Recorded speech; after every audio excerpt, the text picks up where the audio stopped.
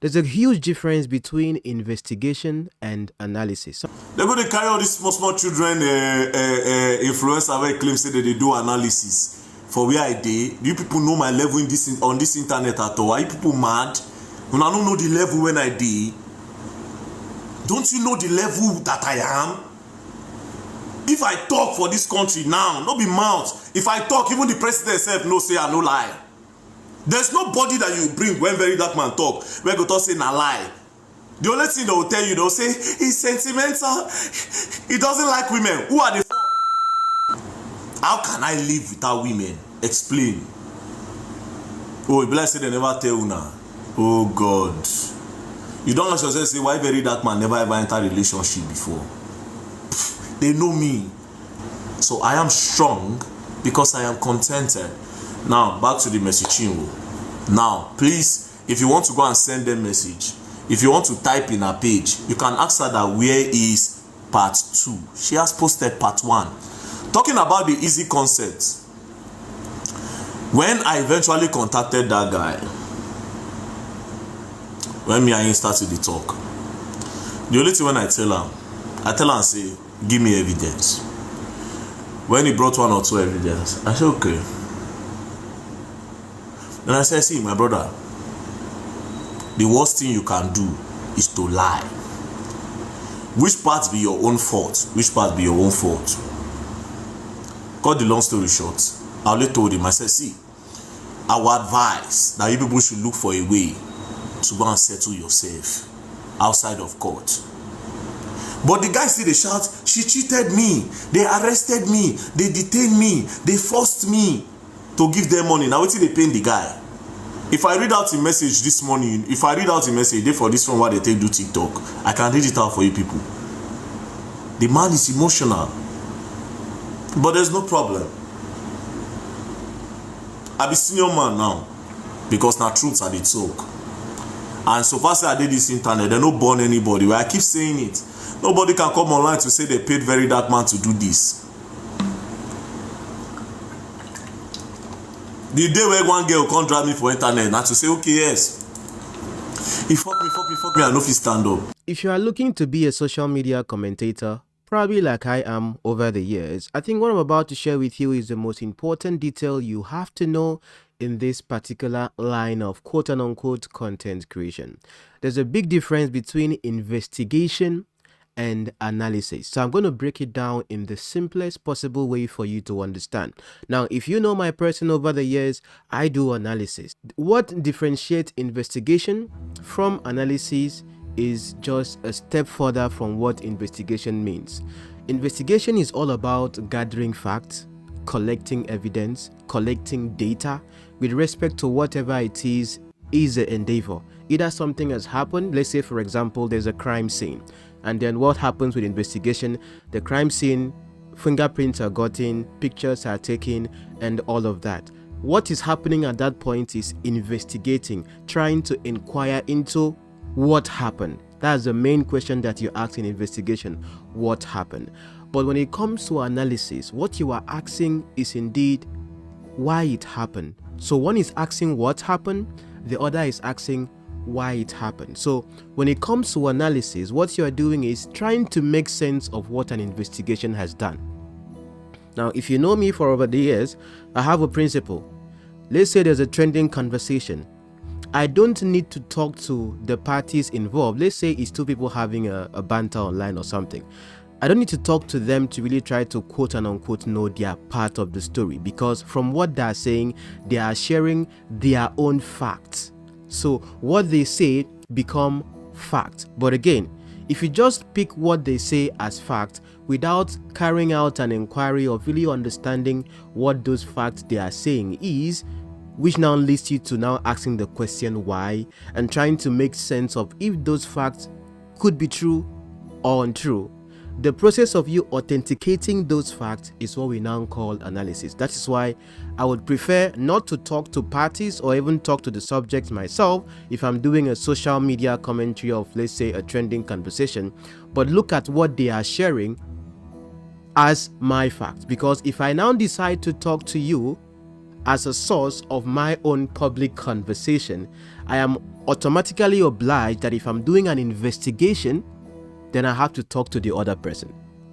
But over the years as well, I've been able to look at public shared information as a source, and then in inquiring into those public shared information, what I now do is analysis. So analysis is just a step further from investigation, whereby you are gathering facts. But it's not just you having facts. If you're working in an organization or a corporation, it's one thing for you to have facts.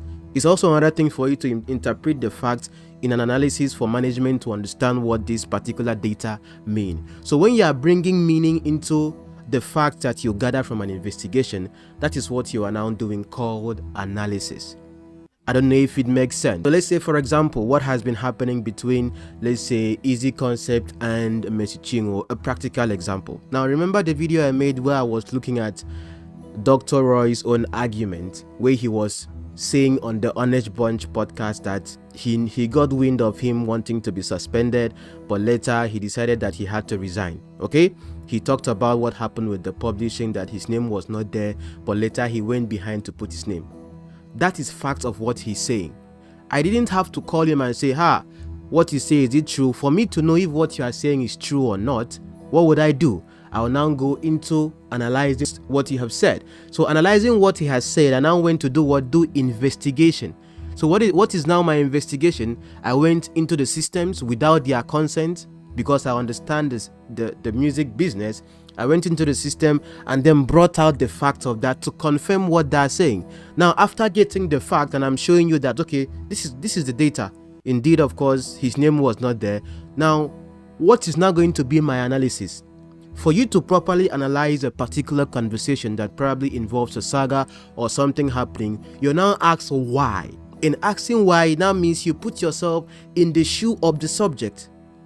You cannot do a perfect analysis without putting yourself in the shoe of the person that is a subject, because you have to try to think like them. Why would they do this? If I were this person, why would I do this? You try to be the villain, try to be the saint at the same time. That is now what makes you very, very understandable and relatable. Now, it's clear that when you are doing this kind of things, people are coming to watch you with an already made up mind. So if they see that you are speaking according to what they already have as a preconception, they will like your post. If you are not saying what they already have in mind, they will not like your post. Why? Because they already have a preconceived idea. So that is where you now have to let the audience be who they are in the comments. Okay? Except maybe they now come for your personality, you give them woto. But if you are discussing about the subject objectively, if they cannot be objective, it's okay. Except maybe they come for your person. But you have to also make sure that as you are discussing that particular situation as well, analyzing it, you have to put yourself in the shoes of both those people. So when it came to, let's say, Eezee, I explained to you guys that with his person, him acting that way would be that, okay, that is him like a boss hiring people to work for him, and in the process pays them their salary, but is now using, instead of putting their names in the publishing as if they were actually active contributors to the work of art, he puts his name because he's the boss. Does it make sense? Then I now look at the artist, the producer himself. I said, come on, what he did was a bit dubious, because for him to go behind to go and put his name somewhere and then try to get the rights to that, I think that was a bit criminal. And also he had a bit of elements of pride. You try to understand the people you are discussing as you are now putting them, of course, in your conversation. Imagine, let's say you are trending. Let's say one particular celebrity is trending that is very popular, and I'm not someone popular. If I came into your DM and I'm like trying to ask you questions to know what really happened or something because I want to discuss about it, you will not even see my DM. You will not even care about who is this person, who are you to ask me questions. That's why I ruled out that aspect of discussing with the subject if something is trending. I just let them speak from their corners. From what they speak becomes my fact. Then I now do an inquiry on those facts, trying to authenticate it if it makes sense. So I'll put myself in each of their shoes as I share their own part, but also trying to understand what would make the other person act this way to cause this reaction. So analysis is something very deep. If you want to make sure, if you want to do it sustainably and keep your reputation and integrity at stake, it is very important that you try to put yourself in the shoes of the person. That is why if you watch true crime videos or investigative videos, you see that those who are doing the investigation, when they come to the crime scene, they try to imagine why the person would move from here to here, what happened from here to here, and try to paint the picture of what could have been the scenario. That is trying to put themselves in the shoe of the person that is in question. You don't just create content because you just want to get views. Because if you just want to get views, it's just for you to look at. It's very simple. Look at among the both parties who has more clout. The person that has more clout, you talk to that person's side, because talking in favor of that person will mean that the person's audience are going to come and swim into your comments, love you, appreciate you, and follow you. That is the simple onions to that. That is a lazy work. But if you don't want to do that and want to be objective in your opinion, no matter who is the senior or who is the junior or who is the one that has more clout in the conversation, what matters is that you stay as objective as possible, putting yourself in their shoes, trying to understand their actions and reactions. That's how you do analysis. With that, of course, you keep your integrity at stake. Many people wouldn't like you for sure. Many people wouldn't even see you as not for sure. But if you do this over time as well, you can go to sleep with a sane mind, because you know that you have not come out to intentionally make someone a target or just, cause chaos. Your mind would always be at peace. Don't do something that after doing it, you go back and then your mind is not at peace because you were just doing it for the views or just for the money. No. If you really want to have that peace in your mind when you are doing something, it shouldn't matter. Even if that person is quote and unquote the devil or the demon in the conversation, if you see that the person has done something good, you say this person at this point, the person did good, not just outrightly blacklisting the person or castigating the person. So understanding these two ideas as well here, investigation, you are getting the facts. Analysis, of course, gets to interpret the facts. So let's say, for example, when I was looking at VDM's analysis of what he gathered from one side, hearing one side of a story. Talking about the Eezee concept, when I eventually contacted that guy, when me and him started the talk, the only thing when I tell him say, give me evidence. When he brought one or two evidence, I said, okay. Then I said, see, my brother, the worst thing you can do is to lie. Which part be your own fault? Which part be your own fault? Cut the long story short, I only told him, I said, see, our advice that you people should look for a way to go and settle yourself outside of court. But the guy still they shout, she cheated me, they arrested me, they detained me, they forced me to give them money. Now what's they paying the guy? Note what happened there. He got the fact, which we already discussed, and you saw it because even the fact he got, had he been he had spoken to the other side, since he had chosen to interact with one person, he could have gotten a different picture to really collaborate what the fact he has gotten from this side. But he never cared about the other side. So what you are now doing is reporting, but not just reporting, but reporting with an opinion. Blogs by nature, or news channels by nature, mainstream media by nature, are not supposed to have an opinion. They're just supposed to report facts. This happened. This happened. Do you see they say blogs come and say this happened, but we think this? The blogs are not supposed to have like opinions, or let's say the news. No. You report this happened, this happened. Except for like, you see the analysis channels whereby you might see, let's say for example, I like watching Arise News. You see Ruben Abati, Rufai sit down and they are discussing about what is in the news, giving their perspective. Now they are analyzing from different points of views. Okay, so it's one thing for you to do an investigation, getting the facts. It's another thing for you to analyze. But for you to properly analyze and maintain your integrity as a person, you always have to put yourself in the shoes of the people that you are discussing, or whatever it is you are discussing. With that, your integrity you would always maintain, number one. And number two, of course, let the audience be themselves. It doesn't matter. They know that they will know one thing for sure.